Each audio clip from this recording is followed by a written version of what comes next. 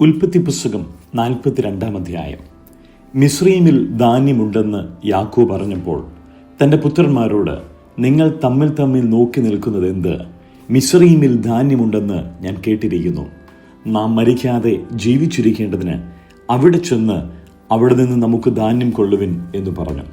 യോസേഫിൻ്റെ സഹോദരന്മാർ 10 പേർ മിസ്രയീമിൽ ധാന്യം കൊള്ളുവാൻ പോയി. എന്നാൽ യോസേഫിൻ്റെ അനുജനായ ബെന്യാമീന് പക്ഷേ വല്ല ആപത്തും ഭവിക്കും എന്ന് വെച്ച് യാക്കോബ് അവനെ സഹോദരന്മാരോട് കൂടെ അയച്ചില്ല. അങ്ങനെ ധാന്യം കൊള്ളുവാൻ വന്നവരുടെ ഇടയിൽ ഇസ്രയേലിൻ്റെ പുത്രന്മാരും വന്നു. കനാൻ ദേശത്തും ക്ഷാമമുണ്ടായിരുന്നുവല്ലോ. യോസേഫ് ദേശത്തിന് അധിപതിയായിരുന്നു. അവൻ തന്നെയായിരുന്നു ദേശത്തിലെ സകല ജനങ്ങൾക്കും ധാന്യം വിറ്റത്. യോസേഫിൻ്റെ സഹോദരന്മാരും വന്നു അവനെ സാഷ്ടാംഗം നമസ്കരിച്ചു. യോസേഫ് തൻ്റെ സഹോദരന്മാരെ കണ്ടാറെ അവരെ അറിഞ്ഞ് എങ്കിലും അറിയാത്ത ഭാവം നടിച്ച് അവരോട് കഠിനമായി സംസാരിച്ചു. നിങ്ങൾ എവിടെ നിന്ന് വരുന്നു എന്നവരോട് ചോദിച്ചതിന്, ആഹാരം കൊള്ളുവാൻ കനാൻ ദേശത്തു നിന്ന് വരുന്നു എന്ന് അവർ പറഞ്ഞു. യോസേഫ് സഹോദരന്മാരെ അറിഞ്ഞുവെങ്കിലും അവർ അവനെ അറിഞ്ഞില്ല. യോസേഫ് അവരെക്കുറിച്ച് കണ്ടിരുന്ന സ്വപ്നങ്ങൾ ഓർത്ത് അവരോട്, നിങ്ങൾ ഒറ്റുകാരാകുന്നു, ദേശത്തിൻ്റെ ദുർബല ഭാഗം നോക്കുവാൻ നിങ്ങൾ വന്നിരിക്കുന്നു എന്ന് പറഞ്ഞു. അവർ അവനോട്, അല്ല യജമാനനെ, അടിയങ്ങൾ ആഹാരം കൊള്ളുവാൻ വന്നിരിക്കുന്നു. ഞങ്ങൾ എല്ലാവരും ഒരാളുടെ മക്കൾ, ഞങ്ങൾ പരമാർത്ഥികളാകുന്നു, അടിയങ്ങൾ ഒറ്റുകാരല്ല എന്ന് പറഞ്ഞു. അവൻ അവരോട്, അല്ല, നിങ്ങൾ ദേശത്തിൻ്റെ ദുർബല ഭാഗം നോക്കുവാൻ വന്നിരിക്കുന്നു എന്ന് പറഞ്ഞു. അതിനവർ, അടിയങ്ങൾ കനാൻ ദേശത്തുള്ള ഒരാളുടെ മക്കൾ, 12 സഹോദരന്മാർ ആകുന്നു. ഇളയവൻ ഇന്ന് ഞങ്ങളുടെ അപ്പൻ്റെ അടുക്കലുണ്ട്, ഒരുത്തൻ ഇപ്പോൾ ഇല്ല എന്ന് പറഞ്ഞു. യോസേഫ് അവരോട് പറഞ്ഞത്, ഞാൻ പറഞ്ഞതുപോലെ നിങ്ങൾ ഒറ്റുകാർ തന്നെ. ഇതിനാൽ ഞാൻ നിങ്ങളെ പരീക്ഷിക്കും. നിങ്ങളുടെ ഇളയ സഹോദരൻ ഇവിടെ വന്നല്ലാതെ ഫറവോനാണ്, നിങ്ങൾ ഇവിടെ നിന്ന് പുറപ്പെടുകയില്ല. നിങ്ങളുടെ സഹോദരനെ കൂട്ടിക്കൊണ്ടുവരുവാൻ നിങ്ങളിൽ ഒരുത്തനെ അയപ്പിൻ. നിങ്ങളോ ബദ്ധന്മാരായിരിക്കണം. നിങ്ങൾ നേരുള്ളവരോ എന്ന് നിങ്ങളുടെ വാക്ക് പരീക്ഷിച്ചറിയാമല്ലോ. അല്ലെന്ന് വരികിൽ ഫറവോനാണ്, നിങ്ങൾ ഒറ്റുകാർ തന്നെ. അങ്ങനെ അവൻ അവരെ 3 ദിവസം തടവിലാക്കി. 3-ാം ദിവസം യോസേഫ് അവരോട് പറഞ്ഞത്, ഞാൻ ദൈവത്തെ ഭയപ്പെടുന്നു. നിങ്ങൾ ജീവിച്ചിരിക്കേണ്ടതിന് ഇത് ചെയ്വിൻ. നിങ്ങൾ പരമാർത്ഥികൾ എങ്കിൽ നിങ്ങളുടെ ഒരു സഹോദരൻ കാരാഗ്രഹത്തിൽ കിടക്കട്ടെ. നിങ്ങൾ പുറപ്പെട്ട് നിങ്ങളുടെ വീടുകളിലെ ബുദ്ധിമുട്ടിന് ധാന്യം കൊണ്ടുപോകുവിൻ. എന്നാൽ നിങ്ങളുടെ ഇളയ സഹോദരനെ എൻ്റെ അടുക്കൽ കൊണ്ടുവരണം. അതിനാൽ നിങ്ങളുടെ വാക്ക് നേരെന്ന് തെളിയും. നിങ്ങൾ മരിക്കേണ്ടി വരികയില്ല. അവർ അങ്ങനെ സമ്മതിച്ചു. ഇത് നമ്മുടെ സഹോദരനോട് നാം ചെയ്ത ദ്രോഹമാകുന്നു. അവൻ നമ്മോട് കെഞ്ചിയപ്പോൾ നാം അവൻ്റെ പ്രാണസങ്കടം കണ്ടറിയും അവൻ്റെ അപേക്ഷ കേട്ടില്ലല്ലോ. അതുകൊണ്ട് ഈ സങ്കടം നമുക്ക് വന്നിരിക്കുന്നു എന്നവർ തമ്മിൽ പറഞ്ഞു. അതിന് രൂബേൻ, ബാലനോട് ദോഷം ചെയ്യരുതെന്ന് ഞാൻ നിങ്ങളോട് പറഞ്ഞില്ലയോ? എന്നിട്ടും നിങ്ങൾ കേട്ടില്ല. ഇപ്പോൾ ഇതാ അവൻ്റെ രക്തം നമ്മോട് ചോദിക്കുന്നു എന്നവരോട് പറഞ്ഞു. യോസേഫ് അവരോട് സംസാരിച്ചത് ദ്വിഭാഷ മുഖാന്തരമായിരുന്നതുകൊണ്ട് അവൻ ഇത് ഗ്രഹിച്ചു എന്ന് അവർ അറിഞ്ഞില്ല. അവൻ അവരെ വിട്ടുമാറിപ്പോയി കരഞ്ഞു. പിന്നെ അവരുടെ അടുക്കൽ വന്ന് അവരോട് സംസാരിച്ചു. അവരുടെ കൂട്ടത്തിൽ നിന്ന് ശിമയോനെ പിടിച്ചു അവർ കാൺകെ ബന്ധിച്ചു. അവരുടെ ചാക്കിൽ ധാന്യം നിറപ്പാനും അവരുടെ ദ്രവ്യം അവനവൻ്റെ ചാക്കിൽ തിരികെ വെപ്പാനും വഴിക്കു വേണ്ടി ആഹാരം അവർക്ക് കൊടുപ്പാനും യോസേഫ് കൽപ്പിച്ചു. അങ്ങനെ തന്നെ അവർക്ക് ചെയ്തു കൊടുത്തു. അവർ ധാന്യം കഴുതപ്പുറത്ത് കയറ്റി അവിടെ നിന്ന് പുറപ്പെട്ടു. വഴിയമ്പലത്തിൽ വെച്ച് അവരിലൊരുത്തൻ കഴുതയ്ക്കു തീൻ കൊടുപ്പാൻ ചാക്ക് അഴിച്ചപ്പോൾ തൻ്റെ ദ്രവ്യം ചാക്കിൻ്റെ വായ്ക്കൽ ഇരിക്കുന്നത് കണ്ടു. തൻ്റെ സഹോദരന്മാരോട്, എൻ്റെ ദ്രവ്യം എനിക്ക് തിരികെ കിട്ടി, അതിതാ എൻ്റെ ചാക്കിൽ ഇരിക്കുന്നു എന്ന് പറഞ്ഞു. അപ്പോൾ അവരുടെ ഉള്ളം തളർന്നു, അവർ വിറച്ചു. ദൈവം നമ്മോട് ഈ ചെയ്തത് എന്തെന്ന് തമ്മിൽ പറഞ്ഞു. അവർ കനാൻ ദേശത്ത് തങ്ങളുടെ അപ്പനായ യാക്കോബിൻ്റെ അടുക്കൽ എത്തിയാറെ തങ്ങൾക്ക് സംഭവിച്ചതൊക്കെയും അവനോട് അറിയിച്ചു പറഞ്ഞത്, ദേശത്തിലെ അധിപതിയായവൻ ഞങ്ങൾ ദേശത്തെ ഒറ്റുനോക്കുന്നവർ എന്ന് വിചാരിച്ച് ഞങ്ങളോട് കഠിനമായി സംസാരിച്ചു. ഞങ്ങൾ അവനോട്, ഞങ്ങൾ പരമാർത്ഥികളാകുന്നു, ഞങ്ങൾ ഒറ്റുകാരല്ല. ഞങ്ങൾ ഒരപ്പൻ്റെ മക്കൾ, 12 സഹോദരന്മാരാകുന്നു, ഒരുത്തൻ ഇപ്പോൾ ഇല്ല. ഇളയവൻ കനാൻ ദേശത്ത് ഞങ്ങളുടെ അപ്പൻ്റെ അടുക്കൽ ഉണ്ട് എന്ന് പറഞ്ഞു. അതിന് ദേശത്തിലെ അധിപതിയായവൻ ഞങ്ങളോട് പറഞ്ഞത്, നിങ്ങൾ പരമാർത്ഥികൾ എന്ന് ഞാൻ ഇതിനാൽ അറിയും. നിങ്ങളുടെ ഒരു സഹോദരനെ എൻ്റെ അടുക്കൽ വിട്ടയച്ച് നിങ്ങളുടെ വീടുകളിലെ ബുദ്ധിമുട്ടിന് ധാന്യം വാങ്ങി കൊണ്ടുപോകുവിൻ. നിങ്ങളുടെ ഇളയ സഹോദരനെ എൻ്റെ അടുക്കൽ കൊണ്ടുവരുവിൻ. അതിനാൽ നിങ്ങൾ ഒറ്റുകാരല്ല, പരമാർത്ഥികൾ തന്നെ എന്ന് ഞാൻ അറിയും. നിങ്ങളുടെ സഹോദരനെ നിങ്ങൾക്ക് ഏൽപ്പിച്ചു തരും. നിങ്ങൾക്ക് ദേശത്ത് വ്യാപാരവും ചെയ്യാം. പിന്നെ അവർ ചാക്ക് ഒഴിക്കുമ്പോൾ ഇതാ, ഓരോരുത്തൻ്റെ ചാക്കിൽ അവനവൻ്റെ പണക്കെട്ട് ഇരിക്കുന്നു. അവരും അവരുടെ അപ്പനും പണക്കെട്ട് കണ്ടാറെ ഭയപ്പെട്ടു പോയി. അവരുടെ അപ്പനായ യാക്കോബ് അവരോട്, നിങ്ങൾ എന്നെ മക്കളില്ലാത്തവനാക്കുന്നു. യോസേഫ് ഇല്ല, ശിമയോൻ ഇല്ല, ബെന്യാമീനെയും നിങ്ങൾ കൊണ്ടുപോകും. സകലവും എനിക്ക് പ്രതികൂലം തന്നെ എന്ന് പറഞ്ഞു. അതിന് രൂബേൻ അപ്പനോട്, എൻ്റെ കയ്യിൽ അവനെ ഏൽപ്പിക്ക. ഞാൻ അവനെ നിന്റെ അടുക്കൽ മടക്കിക്കൊണ്ടുവരും. ഞാൻ അവനെ നിന്റെ അടുക്കൽ കൊണ്ടുവരാത്ത പക്ഷം എൻ്റെ 2 പുത്രന്മാരെ കൊന്നുകളക എന്ന് പറഞ്ഞു. എന്നാൽ അവൻ, എൻ്റെ മകൻ നിങ്ങളോടുകൂടെ പോരുകയില്ല. അവൻ്റെ ജ്യേഷ്ഠൻ മരിച്ചുപോയി. അവൻ ഒരുത്തനെ ശേഷിപ്പുള്ളൂ. നിങ്ങൾ പോകുന്ന വഴിയിൽ അവന് വല്ല ആപത്തും വന്നാൽ നിങ്ങൾ എൻ്റെ നരയെ ദുഃഖത്തോടെ പാതാളത്തിലേക്ക് ഇറങ്ങുമാറാക്കും എന്ന് പറഞ്ഞു. ഉൽപ്പത്തി പുസ്തകം 43-ാം അധ്യായം. എന്നാൽ ക്ഷാമം ദേശത്ത് കഠിനമായി തീർന്നു. അവർ മിസ്രയീമിൽ നിന്ന് കൊണ്ടുവന്ന ധാന്യം തിന്നു തീർന്നപ്പോൾ അവരുടെ അപ്പൻ അവരോട്, നിങ്ങൾ ഇനിയും പോയി കുറെ ആഹാരം കൊള്ളുവിൻ എന്ന് പറഞ്ഞു. അതിന് യഹൂദ അവനോട് പറഞ്ഞത്, നിങ്ങളുടെ സഹോദരൻ നിങ്ങളോട് കൂടെ ഇല്ലാതിരുന്നാൽ നിങ്ങൾ എൻ്റെ മുഖം കാണുകയില്ല എന്ന് അദ്ദേഹം തീർച്ചയായും ഞങ്ങളോട് പറഞ്ഞിരിക്കുന്നു. നീ ഞങ്ങളുടെ സഹോദരനെ ഞങ്ങളോട് കൂടെ അയച്ചാൽ ഞങ്ങൾ ചെന്ന് ആഹാരം വാങ്ങിക്കൊണ്ടുവരാം. അയക്കാഞ്ഞാലോ ഞങ്ങൾ പോകുകയില്ല. നിങ്ങളുടെ സഹോദരൻ നിങ്ങളോടുകൂടെ ഇല്ല എങ്കിൽ നിങ്ങൾ എൻ്റെ മുഖം കാണുകയില്ല എന്ന് അദ്ദേഹം ഞങ്ങളോട് പറഞ്ഞിരിക്കുന്നു. നിങ്ങൾക്ക് ഇനിയും ഒരു സഹോദരൻ ഉണ്ടെന്ന് നിങ്ങൾ അദ്ദേഹത്തോട് പറഞ്ഞു. എനിക്ക് ഈ ദോഷം വരുത്തിയത് എന്തിന് എന്ന് ഇസ്രായേൽ പറഞ്ഞു. അതിനവർ, നിങ്ങളുടെ അപ്പൻ ജീവിച്ചിരിക്കുന്നുവോ? നിങ്ങൾക്ക് ഇനിയും ഒരു സഹോദരനുണ്ടോ എന്നിങ്ങനെ അദ്ദേഹം ഞങ്ങളെയും ഞങ്ങളുടെ വംശത്തെയും കുറിച്ച് താല്പര്യമായി സംസാരിച്ചതുകൊണ്ട് ഞങ്ങൾ ഇതൊക്കെയും അറിയിക്കേണ്ടി വന്നു. നിങ്ങളുടെ സഹോദരനെ ഇവിടെ കൂട്ടിക്കൊണ്ടുവരുവിൻ എന്ന് അദ്ദേഹം പറയുമെന്ന് ഞങ്ങൾ അറിഞ്ഞിരുന്നുവോ എന്ന് പറഞ്ഞു. പിന്നെ യഹൂദ തൻ്റെ അപ്പനായ ഇസ്രായേലിനോട് പറഞ്ഞത്, ഞങ്ങളും നീയും ഞങ്ങളുടെ കുഞ്ഞുകുട്ടികളും മരിക്കാതെ ജീവിച്ചിരിക്കേണ്ടതിന് ബാലനെ എന്നോടുകൂടെ അയക്കണം. എന്നാൽ ഞങ്ങൾ പോകാം. ഞാൻ അവനു വേണ്ടി ഉത്തരവാദിയായിരിക്കാം. നീ അവനെ എൻ്റെ കയ്യിൽ നിന്ന് ചോദിക്കണം. ഞാൻ അവനെ നിന്റെ അടുക്കൽ കൊണ്ടുവന്ന് അവനെ നിന്റെ മുമ്പിൽ നിർത്തുന്നില്ലെങ്കിൽ ഞാൻ സദാകാലം നിനക്ക് കുറ്റക്കാരനായിക്കൊള്ളാം.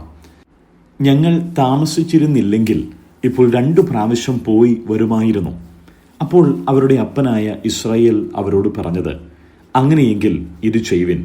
നിങ്ങളുടെ പാത്രങ്ങളിൽ കുറെ സുഗന്ധപശ, കുറെ തേൻ, സാമ്പ്രാണി, സന്യനായകം, ബോടനണ്ടി, ബദാനണ്ടി എന്നിങ്ങനെ ദേശത്തിലെ വിശേഷ വസ്തുക്കളിൽ ചിലതൊക്കെയും കൊണ്ടുപോയി അദ്ദേഹത്തിന് കാഴ്ചവെപ്പിൻ. ഇരട്ടി ദ്രവ്യവും കയ്യിലെടുത്തുകൊള്ളുവിൻ. നിങ്ങളുടെ ചാക്കിൻ്റെ വായ്ക്കൽ മടങ്ങി വന്ന ദ്രവ്യവും കയ്യിൽ തിരികെ കൊണ്ടുപോകുവിൻ.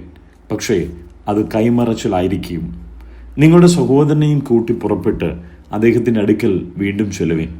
അവൻ നിങ്ങളുടെ മറ്റേ സഹോദരനെയും ബെന്യാമീനെയും നിങ്ങളോടുകൂടി അയക്കേണ്ടതിന് സർവശക്തിയുള്ള ദൈവം അവന് നിങ്ങളോട് കരുണ തോന്നിക്കട്ടെ. എന്നാൽ ഞാൻ മക്കളില്ലാത്തവനാകണമെങ്കിൽ ആകട്ടെ. അങ്ങനെ അവർ ആ കാഴ്ചയും ഇരട്ടി ദ്രവ്യവും എടുത്ത് ബെന്യാമീനെയും കൂട്ടി പുറപ്പെട്ടു. മിസ്രയീമിൽ ചെന്നു യോസേഫിൻ്റെ മുമ്പിൽ നിന്നു. അവരോട് കൂടെ ബെന്യാമീനെ കണ്ടപ്പോൾ അവൻ തൻ്റെ ഗൃഹവിചാരകനോട്, നീ ഈ പുരുഷന്മാരെ വീട്ടിൽ കൂട്ടിക്കൊണ്ടുപോക. അവർ ഉച്ചയ്ക്ക് എന്നോട് കൂടെ ഭക്ഷണം കഴിക്കേണ്ടതാകയാൽ മൃഗത്തെ അറുത്ത് ഒരുക്കിക്കൊള്ളുക എന്ന് കൽപ്പിച്ചു. യോസേഫ് കൽപ്പിച്ചതുപോലെ അവൻ ചെയ്തു. അവരെ യോസേഫിൻ്റെ വീട്ടിൽ കൂട്ടിക്കൊണ്ടുപോയി. തങ്ങളെ യോസേഫിൻ്റെ വീട്ടിൽ കൊണ്ടുപോകയാൽ അവർ ഭയപ്പെട്ടു. ആദ്യത്തെ പ്രാവശ്യം നമ്മുടെ ചാക്കിൽ മടങ്ങി വന്ന ദ്രവ്യം നിമിത്തം നമ്മെ പിടിച്ച് അടിമകളാക്കി നമ്മുടെ കഴുതകളെയും എടുത്തുകൊള്ളേണ്ടതിനാകുന്നു നമ്മെ കൊണ്ടുവന്നിരിക്കുന്നത് എന്ന് പറഞ്ഞു. അവർ യോസേഫിൻ്റെ ഗൃഹവിചാരകന്റെ അടുക്കൽ ചെന്ന് വീട്ടുവാതിൽക്കൽ വെച്ച് അവനോട് സംസാരിച്ചു. യജമാനനെ, ആഹാരം കൊള്ളുവാൻ ഞങ്ങൾ മുമ്പേ വന്നിരുന്നു.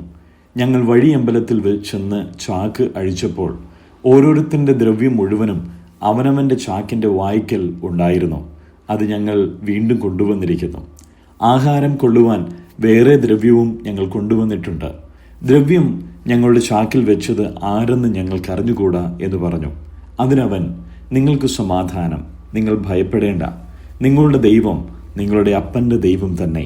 നിങ്ങളുടെ ചാക്കിൽ നിങ്ങൾക്ക് നിക്ഷേപം തന്നിരിക്കുന്നു. നിങ്ങളുടെ ദ്രവ്യം എനിക്കു കിട്ടി എന്ന് പറഞ്ഞു. ശിമയോനെയും അവരുടെ അടുക്കൽ പുറത്തു കൊണ്ടുവന്നു. പിന്നെ അവൻ അവരെ യോസേഫിൻ്റെ വീട്ടിനകത്ത് കൊണ്ടുപോയി അവർക്ക് വെള്ളം കൊടുത്തു. അവർ കാലുകളെ കഴുകി. അവരുടെ കഴുതകൾക്ക് അവൻ തീൻ കൊടുത്തു. ഉച്ചയ്ക്ക് യോസേഫ് വരുമ്പോഴേക്ക് അവർ കാഴ്ച ഒരുക്കി വെച്ചു. തങ്ങൾക്ക് ഭക്ഷണം അവിടെയെന്ന് അവർ കേട്ടിരുന്നു. യോസേഫ് വീട്ടിൽ വന്നപ്പോൾ അവർ കൈവശമുള്ള കാഴ്ച അകത്തു കൊണ്ടുചെന്നു. അവൻ്റെ മുമ്പാകെ വെച്ച് അവനെ സാഷ്ടാംഗം നമസ്കരിച്ചു. അവൻ അവരോട് കുശലപ്രശ്നം ചെയ്തു. നിങ്ങൾ പറഞ്ഞ വൃദ്ധൻ നിങ്ങളുടെ അപ്പൻ സൗഖ്യമായിരിക്കുന്നുവോ? അവൻ ജീവനോടിരിക്കുന്നുവോ എന്ന് ചോദിച്ചു. അതിനവർ, ഞങ്ങളുടെ അപ്പനായ നിന്റെ അടിയാന് സുഖം തന്നെ, അവൻ ജീവനോടിരിക്കുന്നു എന്നുത്തരം പറഞ്ഞു. കുനിഞ്ഞ് നമസ്കരിച്ചു. പിന്നെ അവൻ തലയുയർത്തി തൻ്റെ അമ്മയുടെ മകനും തൻ്റെ അനുജനുമായ ബെന്യാമീനെ കണ്ടു. നിങ്ങൾ എന്നോട് പറഞ്ഞ നിങ്ങളുടെ ഇളയ സഹോദരനോ ഇവനെന്ന് ചോദിച്ചു. ദൈവം നിനക്ക് കൃപ നൽകട്ടെ മകനെ എന്ന് പറഞ്ഞു. അനുജനെ കണ്ടിട്ട് യോസേഫിൻ്റെ മനസ്സ് ഉരുകിയത് കൊണ്ട് അവൻ കരയേണ്ടതിന് ബദ്ധപ്പെട്ട് സ്ഥലം അന്വേഷിച്ചു. അറയിൽ ചെന്ന് അവിടെ വെച്ചു കരഞ്ഞു. പിന്നെ അവൻ മുഖം കഴുകി പുറത്തു വന്ന് തന്നെത്താൻ അടക്കി. ഭക്ഷണം കൊണ്ടുവരുവിൻ എന്ന് കൽപ്പിച്ചു. അവർ അവന് പ്രത്യേകവും അവർക്ക് പ്രത്യേകവും അവനോടുകൂടെ ഭക്ഷിക്കുന്ന മിസ്രയീമ്യർക്ക് പ്രത്യേകവും കൊണ്ടുവന്നു വെച്ചു. മിസ്രയീമ്യർ എബ്രായരോടുകൂടെ ഭക്ഷണം കഴിക്കുകയില്ല. അത് മിസ്രയീമ്യർക്ക് വെറുപ്പാകുന്നു. മൂത്തവൻ മുതൽ ഇളയവൻ വരെ പ്രായത്തിനൊത്തവണ്ണം അവരെ അവൻ്റെ മുമ്പാകെ ഇരുത്തി. അവർ അന്യോന്യം നോക്കി ആശ്ചര്യപ്പെട്ടു. അവൻ തൻ്റെ മുമ്പിൽ നിന്ന് അവർക്ക് ഓഹരി കൊടുത്തയച്ചു. ബെന്യാമീൻ്റെ ഓഹരി മറ്റവരുടെ ഓഹരിയുടെ 5 ഇരട്ടിയായിരുന്നു. അവർ പാനം ചെയ്തു, അവനോടുകൂടെ ആഹ്ലാദിച്ചു. 27 സങ്കീർത്തനം. യഹോവ എൻ്റെ വെളിച്ചവും എൻ്റെ രക്ഷയുമാകുന്നു, ഞാൻ ആരെ ഭയപ്പെടും? യഹോവ എൻ്റെ ജീവൻ്റെ ബലം, ഞാൻ ആരെ പേടിക്കും? എൻ്റെ വൈരികളും ശത്രുക്കളുമായ ദുഷ്കർമ്മികൾ എൻ്റെ മാംസം തിന്നുവാൻ എന്നോടടുക്കുമ്പോൾ ഇടറി വീഴും. ഒരു സൈന്യം എൻ്റെ നേരെ പാളയമിറങ്ങിയാലും എൻ്റെ ഹൃദയം ഭയപ്പെടുകയില്ല. എനിക്ക് യുദ്ധം നേരിട്ടാലും ഞാൻ നിർഭയമായിരിക്കും. ഞാൻ യഹോവയോട് ഒരു കാര്യം അപേക്ഷിച്ചു, അതുതന്നെ ഞാൻ ആഗ്രഹിക്കുന്നു. യഹോവയുടെ മനോഹരത്വം കാണുവാനും അവൻ്റെ മന്ദിരത്തിൽ ധ്യാനിപ്പാനും എൻ്റെ ആയുഷ്കാലമൊക്കെയും ഞാൻ യഹോവയുടെ ആലയത്തിൽ പാർക്കേണ്ടതിനും തന്നെ. അനർത്ഥ ദിവസത്തിൽ അവൻ തൻ്റെ കൂടാരത്തിൽ എന്നെ ഒളിപ്പിക്കും. തിരുനിവാസത്തിൻ്റെ മറവിൽ എന്നെ മറയ്ക്കും. പാറമേൽ എന്നെ ഉയർത്തും. ഇപ്പോൾ എൻ്റെ ചുറ്റുമുള്ള ശത്രുക്കളുടെ മേൽ എൻ്റെ തല ഉയരും. ഞാൻ അവൻ്റെ കൂടാരത്തിൽ ജയഘോഷയാഗങ്ങളെ അർപ്പിക്കും. ഞാൻ യഹോവയ്ക്ക് പാടി കീർത്തനം ചെയ്യും. യഹോവേ, ഞാൻ ഉറക്കെ വിളിക്കുമ്പോൾ കേൾക്കണമേ. എന്നോട് കൃപ ചെയ്ത് എനിക്ക് ഉത്തരമരുളയണമേ. എൻ്റെ മുഖം അന്വേഷിപ്പിൻ എന്ന് നിങ്കൽ നിന്ന് കൽപ്പന വന്നു എന്നെൻ്റെ ഹൃദയം പറയുന്നു. യഹോവേ, ഞാൻ നിൻ്റെ മുഖം അന്വേഷിക്കുന്നു. നിൻ്റെ മുഖം എനിക്ക് മറയ്ക്കരുതേ. അടിയനെ കോപത്തോടെ നീക്കിക്കളയരുതേ. നീ എനിക്ക് തുണയായിരിക്കുന്നു. എൻ്റെ രക്ഷയുടെ ദൈവമേ, എന്നെ തള്ളിക്കളയരുതേ, ഉപേക്ഷിക്കുകയുമരുതേ. എൻ്റെ അപ്പനും അമ്മയും എന്നെ ഉപേക്ഷിച്ചിരിക്കുന്നു, എങ്കിലും യഹോവ എന്നെ ചേർത്തുകൊള്ളും. യഹോവേ, നിൻ്റെ വഴി എന്നെ കാണിക്കണമേ. എൻ്റെ ശത്രുക്കൾ നിമിത്തം നേരെയുള്ള പാതയിൽ എന്നെ നടത്തണമേ. എൻ്റെ വൈരികളുടെ ഇഷ്ടത്തിന് എന്നെ ഏൽപ്പിച്ചു കൊടുക്കരുതേ. കള്ളസാക്ഷികളും ക്രൂരത്വം നിശ്വസിക്കുന്നവരും എന്നോട് എതിർത്ത് നിൽക്കുന്നു. ഞാൻ ജീവനുള്ളവരുടെ ദേശത്ത് യഹോവയുടെ നന്മ കാണുമെന്ന് വിശ്വസിച്ചില്ലെങ്കിൽ കഷ്ടം. യഹോവയെങ്കിൽ പ്രത്യാശ വയ്ക്കുക, ധൈര്യപ്പെട്ടിരിക്കുക. നിന്റെ ഹൃദയം ഉറച്ചിരിക്കട്ടെ. അതെ, യഹോവയെങ്കിൽ പ്രത്യാശ വയ്ക്കുക.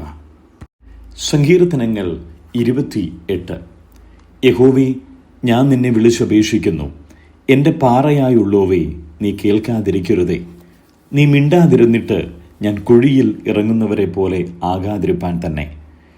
ഞാൻ എൻ്റെ കൈകളെ വിശുദ്ധാന്തർ മന്ദിരത്തിലേക്ക് ഉയർത്തി നിന്നോട് നിലവിളിക്കുമ്പോൾ എൻ്റെ യാചനകളുടെ ശബ്ദം കേൾക്കണമേ. ദുഷ്ടന്മാരോടും അകൃത്യം ചെയ്യുന്നവരോടും കൂടെ എന്നെ വലിച്ചു കൊണ്ടുപോകരുതേ. അവർ കൂട്ടുകാരോട് സമാധാനം സംസാരിക്കുന്നു, എങ്കിലും അവരുടെ ഹൃദയത്തിൽ ദുഷ്ടതയുണ്ട്. അവരുടെ ക്രിയയ്ക്ക് തക്കവണ്ണവും പ്രവൃത്തികളുടെ ദുഷ്ടതയ്ക്ക് തക്കവണ്ണവും അവർക്ക് കൊടുക്കണമേ. അവരുടെ കൈകളുടെ പ്രവൃത്തി പോലെ അവരോട് ചെയ്യണമേ. അവർക്ക് തക്കതായ പ്രതിഫലം കൊടുക്കണമേ. യഹോവയുടെ പ്രവൃത്തികളെയും അവൻ്റെ കൈവേലയെയും അവർ വിവേചിക്കായ്ക കൊണ്ട് അവൻ അവരെ പണിയാതെ ഇടിച്ചു കളയും. യഹോവ വാഴ്ത്തപ്പെട്ടവനാകട്ടെ. അവൻ എൻ്റെ യാചനകളുടെ ശബ്ദം കേട്ടിരിക്കുന്നു. യഹോവ എൻ്റെ ബലവും എൻ്റെ പരിചയം ആകുന്നു. എൻ്റെ ഹൃദയം അവങ്കൽ ആശ്രയിച്ചു, എനിക്ക് സഹായവും ലഭിച്ചു. അതുകൊണ്ട് എൻ്റെ ഹൃദയം ഉല്ലസിക്കുന്നു, പാട്ടോടെ ഞാൻ അവനെ സ്തുതിക്കുന്നു. യഹോവ തൻ്റെ ജനത്തിൻ്റെ ബലമാകുന്നു, തൻ്റെ അഭിഷിക്തന് അവൻ രക്ഷാദുർഗം തന്നെ. നിന്റെ ജനത്തെ രക്ഷിച്ചു, നിന്റെ അവകാശത്തെ അനുഗ്രഹിക്കണമേ. അവരെ മേയിച്ച് എന്നേക്കും അവരെ വഹിക്കണമേ. മത്തായി എഴുതിയ സുവിശേഷം 22-ാം അധ്യായം. സ്വർഗരാജ്യം തൻ്റെ പുത്രനു വേണ്ടി കല്യാണ സദ്യ കഴിച്ച ഒരു രാജാവിനോട് സദൃശം. അവൻ കല്യാണത്തിന് ക്ഷണിച്ചവരെ വിളിക്കേണ്ടതിന് ദാസന്മാരെ പറഞ്ഞയച്ചു. അവർക്കോ വരുവാൻ മനസ്സായില്ല. പിന്നെയും അവൻ മറ്റു ദാസന്മാരെ അയച്ചു. എൻ്റെ മുത്താഴം ഒരുക്കി തീർന്നു, എൻ്റെ കാളകളെയും തടിപ്പിച്ച മൃഗങ്ങളെയും അറുത്തു, എല്ലാം ഒരുങ്ങിയിരിക്കുന്നു, കല്യാണത്തിന് വരുവിൻ എന്ന് ക്ഷണിച്ചവരോട് പറയിച്ചു. അവർ അത് കൂട്ടാക്കാതെ ഒരുത്തൻ തൻ്റെ നിലത്തിലേക്കും മറ്റൊരുത്തൻ തൻ്റെ വ്യാപാരത്തിനും പോയി കളഞ്ഞു. ശേഷമുള്ളവർ അവൻ്റെ ദാസന്മാരെ പിടിച്ച് അപമാനിച്ച് കൊന്നുകളഞ്ഞു. രാജാവ് കോപിച്ചു, സൈന്യങ്ങളെ അയച്ചു. ആ കൊലപാതകന്മാരെ മുടിച്ച് അവരുടെ പട്ടണം ചുട്ടുകളഞ്ഞു. പിന്നെ അവൻ ദാസന്മാരോട്, കല്യാണം ഒരുങ്ങിയിരിക്കുന്നു, ക്ഷണിക്കപ്പെട്ടവരോ യോഗ്യരായില്ല. ആകയാൽ വഴിത്തലയ്ക്കൽ ചെന്ന് കാണുന്നവരെയൊക്കെയും കല്യാണത്തിന് വിളിപ്പിൻ എന്ന് പറഞ്ഞു. ആ ദാസന്മാർ പെരുവഴികളിൽ പോയി കണ്ട ദുഷ്ടന്മാരെയും നല്ലവരെയും എല്ലാം കൂട്ടിക്കൊണ്ടുവന്നു. കല്യാണശാല വിരുന്നുകാരെ കൊണ്ട് നിറഞ്ഞു. വിരുന്നുകാരെ നോക്കുവാൻ രാജാവ് അകത്തു വന്നപ്പോൾ കല്യാണ വസ്ത്രം ധരിക്കാത്ത ഒരു മനുഷ്യനെ അവിടെ കണ്ടു. സ്നേഹിത, നീ കല്യാണ വസ്ത്രം ഇല്ലാതെ ഇവിടെ അകത്തു വന്നത് എങ്ങനെയെന്ന് ചോദിച്ചു. എന്നാൽ അവന് വാക്ക് മുട്ടിപ്പോയി. രാജാവ് ശുശ്രൂഷക്കാരോട്, ഇവനെ കൈയും കാലും കെട്ടി ഏറ്റവും പുറത്തുള്ള ഇരുട്ടിൽ തള്ളിക്കളവൻ, അവിടെ കരച്ചിലും പല്ലുകടിയും ഉണ്ടാകും എന്ന് പറഞ്ഞു. വിളിക്കപ്പെട്ടവർ അനേകർ, തിരഞ്ഞെടുക്കപ്പെട്ടവരോ ചുരുക്കം. അനന്തരം പരീശന്മാർ ചെന്ന് അവനെ വാക്കിൽ കൊടുക്കേണ്ടതിന് ആലോചിച്ചുകൊണ്ട് തങ്ങളുടെ ശിഷ്യന്മാരെ ഹെരോദിനോട് കൂടെ അവൻ്റെ അടുക്കൽ അയച്ചു. ഗുരു, നീ സത്യവാനും ദൈവത്തിൻ്റെ വഴി നേരായി പഠിപ്പിക്കുന്നവരും മനുഷ്യരുടെ മുഖം നോക്കാത്തവൻ ആകയാൽ ആരെയും ശങ്കയില്ലാത്തവനുമാകുന്നു എന്ന് ഞങ്ങൾ അറിയുന്നു. നിനക്ക് എന്തു തോന്നുന്നു? കൈസർക്ക് കരം കൊടുക്കുന്നത് വിഹിതമോ അല്ലയോ എന്ന് പറഞ്ഞു തരേണം എന്ന് പറയിച്ചു. യേശു അവരുടെ ദുഷ്ടത അറിഞ്ഞു. കപടഭക്തിക്കാരെ, എന്നെ പരീക്ഷിക്കുന്നത് എന്ത്? കരത്തിനുള്ള നാണയം കാണിപ്പിൻ എന്ന് പറഞ്ഞു. അവർ അവൻ്റെ അടുക്കൽ ഒരു വെള്ളിക്കാശ് കൊണ്ടുവന്നു. അവൻ അവരോട്, ഈ സ്വരൂപവും മേലെഴുത്തും ആരുടേത് എന്ന് ചോദിച്ചതിന് കൈസരുടേത് എന്നവർ പറഞ്ഞു. എന്നാൽ കൈസർക്കുള്ളത് കൈസർക്കും ദൈവത്തിനുള്ളത് ദൈവത്തിന് കൊടുപ്പിൻ എന്ന് അവൻ അവരോട് പറഞ്ഞു. അവർ കേട്ടു, ആശ്ചര്യപ്പെട്ടു, അവനെ വിട്ടു പോയി കളഞ്ഞു. പുനരുത്ഥാനമില്ല എന്ന് പറയുന്ന സദൂക്യരും അന്ന് അവൻ്റെ അടുക്കൽ വന്നു. ഗുരു, ഒരുത്തൻ മക്കളില്ലാതെ മരിച്ചാൽ അവൻ്റെ സഹോദരൻ അവൻ്റെ ഭാര്യയെ ദേവര വിവാഹം കഴിച്ച് തൻ്റെ സഹോദരന് സന്തതിയെ ജനിപ്പിക്കണം എന്ന് മോശെ കൽപ്പിച്ചുവല്ലോ. എന്നാൽ ഞങ്ങളുടെ ഇടയിൽ 7 സഹോദരന്മാർ ഉണ്ടായിരുന്നു. അവരിൽ ഒന്നാമത്തവൻ വിവാഹം ചെയ്ത ശേഷം മരിച്ചു. സന്തതി ഇല്ലായ്കയാൽ തൻ്റെ ഭാര്യയെ സഹോദരന് വിട്ടേച്ചു. രണ്ടാമത്തവനും മൂന്നാമത്തവനും 7-ാമത്തവൻ വരെയും അങ്ങനെ തന്നെ. എല്ലാവരും കഴിഞ്ഞിട്ട് ഒടുവിൽ സ്ത്രീയും മരിച്ചു. എന്നാൽ പുനരുത്ഥാനത്തിൽ അവൾ 7 ആർക്ക് ഭാര്യയാകും? എല്ലാവർക്കും ആയിരുന്നുവല്ലോ എന്ന് ചോദിച്ചു. അതിന് യേശു ഉത്തരം പറഞ്ഞത്, നിങ്ങൾ തിരുവെഴുത്തുകളെയും ദൈവശക്തിയെയും അറിയായ്ക കൊണ്ട് തെറ്റിപ്പോകുന്നു. പുനരുത്ഥാനത്തിൽ അവർ വിവാഹം കഴിക്കുന്നില്ല, വിവാഹത്തിന് കൊടുക്കപ്പെടുന്നതുമില്ല. സ്വർഗത്തിലെ ദൂതന്മാരെ പോലെ അത്രേ ആകുന്നു. മരിച്ചവരുടെ പുനരുത്ഥാനത്തെക്കുറിച്ചോ ദൈവം അരുളി ചെയ്തിരിക്കുന്നത് നിങ്ങൾ വായിച്ചിട്ടില്ലയോ? ഞാൻ അബ്രഹാമിൻ്റെ ദൈവവും ഇസഹാക്കിൻ്റെ ദൈവവും യാക്കോബിൻ്റെ ദൈവവും ആകുന്നു എന്ന് അവൻ അരുളി ചെയ്യുന്നു. എന്നാൽ അവൻ മരിച്ചവരുടെ ദൈവമല്ല, ജീവനുള്ളവരുടെ ദൈവമത്രേ. പുരുഷാരം ഇതു കേട്ടിട്ട് അവൻ്റെ ഉപദേശത്തിൽ വിസ്മയിച്ചു. സദൂക്യരെ അവൻ മിണ്ടാതാക്കിയ പ്രകാരം കേട്ടിട്ട് പരീശന്മാർ ഒന്നിച്ചുകൂടി. അവരിൽ ഒരു വൈദികൻ അവനെ പരീക്ഷിച്ചു. ഗുരു, ന്യായപ്രമാണത്തിൽ ഏത് കൽപ്പന വലിയത് എന്ന് ചോദിച്ചു. യേശു അവനോട്, നിന്റെ ദൈവമായ കർത്താവിനെ നീ പൂർണ്ണ ഹൃദയത്തോടും പൂർണ്ണ ആത്മാവോടും പൂർണ്ണ മനസ്സോടും കൂടെ സ്നേഹിക്കണം. ഇതാകുന്നു വലിയതും ഒന്നാമത്തേതുമായ കൽപ്പന. രണ്ടാമത്തേത് അതിനോട് സമം, കൂട്ടുകാരനെ നിന്നെപ്പോലെ തന്നെ സ്നേഹിക്കണം.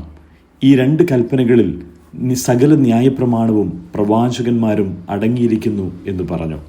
പരീശന്മാർ ഒരുമിച്ച് കൂടിയിരിക്കുമ്പോൾ യേശു അവരോട്, ക്രിസ്തുവിനെക്കുറിച്ച് നിങ്ങൾക്ക് എന്തു തോന്നുന്നു? അവൻ ആരുടെ പുത്രൻ എന്ന് ചോദിച്ചു. ദാവീദിന്റെ പുത്രൻ എന്ന് അവർ പറഞ്ഞു. അവൻ അവരോട്, എന്നാൽ ദാവീദ് ആത്മാവിൽ അവനെ കർത്താവ് എന്ന് വിളിക്കുന്നത് എങ്ങനെ? ഞാൻ നിന്റെ ശത്രുക്കളെ നിന്റെ പാദപീഠം ആക്കുവോളത്തിന് എൻ്റെ വലത്തുഭാഗത്ത് ഇരിക്ക എന്ന് കർത്താവ് എൻ്റെ കർത്താവിനോട് അരുളി ചെയ്തു എന്ന് അവൻ പറയുന്നുവല്ലോ. ദാവീദ് അവനെ കർത്താവ് എന്ന് പറയുന്നുവെങ്കിൽ അവൻ്റെ പുത്രനാകുന്നത് എങ്ങനെ എന്ന് ചോദിച്ചു. അവനോട് ഉത്തരം പറവാൻ ആർക്കും കഴിഞ്ഞില്ല. അന്നു മുതൽ ആരും അവനോട് ഒന്നും ചോദിപ്പാൻ തുനിഞ്ഞതുമില്ല.